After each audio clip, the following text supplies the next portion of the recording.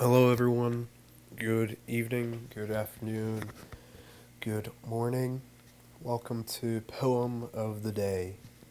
Today we're going to be reading a favorite of mine, A $340 Horse and a $100 Whore by Charles Bukowski. Let's jump right into it because it's a bit of a long one, but I love it and I wanted to share it with you guys. A $340 Horse and a $100 Whore by Charles Bukowski. Don't ever get the idea I'm a poet. You could see me at the racetrack any day half drunk, betting quarters, side-wheelers, and straight thorows. But let me tell you, there are some women there who go where the money goes. And sometimes, when you look at these whores, these $100 whores, you wonder sometimes if nature isn't playing a joke, dealing out so much breast and ass in the way it's all hung together.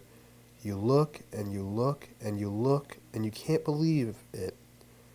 There are ordinary women, and then there is something else that wants to make you tear up paintings and break albums of Beethoven across the back of the John. Anyhow, the season was dragging and the big boys were getting busted. All the non-pros, the producers, the cameraman, the pushers of Mary, the fur salesman, the owner themselves, and St. Louis was running this day. A side-wheeler that broke when he got in close. He ran with his head down and was mean and ugly, and 35-1, and I put a 10 down on him. The driver broke him wide, took him out by the fence where he'd be alone, even if he had to travel 4 times as far, and that's the way he went it, all the way by the outer fence, traveling 2 miles and 1, and he won like he was mad as hell, and he wasn't even tired, and the biggest blonde of all ass and breast, hardly anything else, went to the payoff window with me. That night I couldn't destroy her, although the springs shot sparks and they pounded on the walls. Later she sat there in her slip, drinking old granddad, and she said, "What's a guy like you doing, living in a dump like this?" And I said, "I'm a poet." And she threw back her beautiful head and laughed. You? You? A poet? "I guess you're right," I said. "I guess you're right." But still looked good. But still she looked good to me. She still looked good.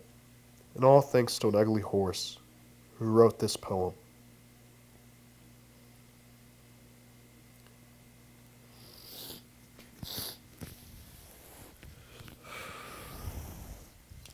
What a poem.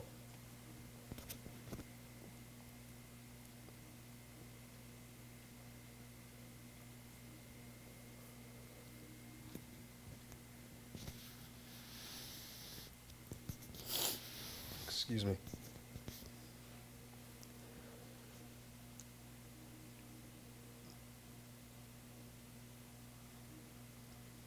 Now, what this poem means to me is somebody who's really down on their luck and they're in this world that differs from what they want to be. What they want to be versus what they are. This self-image that they have. Bukowski in this poem is on a horse track. You know, if you know anything about Bukowski, I definitely recommend his novels, his poetry. Uh, he was an alcoholic. He was abusive to himself, to the people around him. He was very intelligent as a writer. And to me, he was just one of those men of his generation that drifted.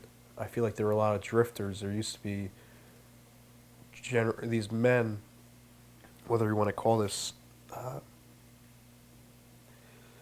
of like the turn of the 1900s, there were drifters. These men were men without a home.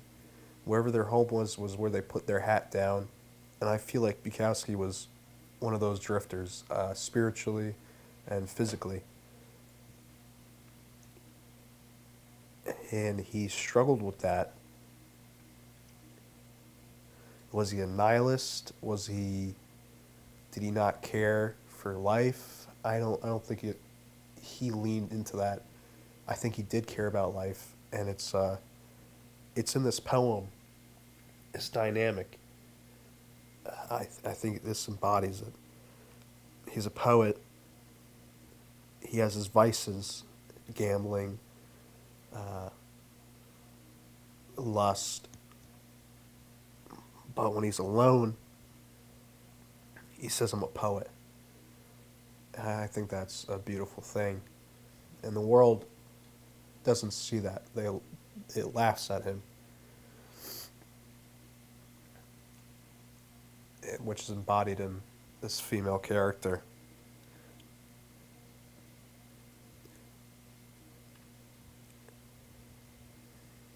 who also is kind of like this fictional character, part of the racetrack, where she hangs out. All these people fall into their places, and it's these just worlds colliding. And I think Bukowski wanted to be something more. He always compared himself to a boxer in a fight.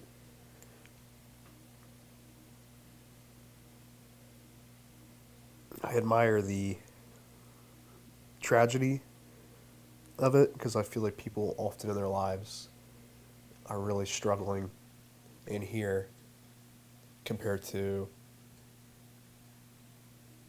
what they aspire to be. I think everybody aspires to be, as perfect as they can be.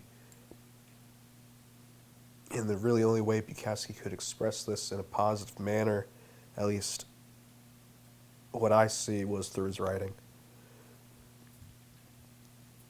Kind of rambling, but I'll stop it there. Thank you for little commentary on this poet, how I perceive this poet. And thank you for listening. And I definitely recommend more of his own novels and his poetry. So thank you guys. Keep it real.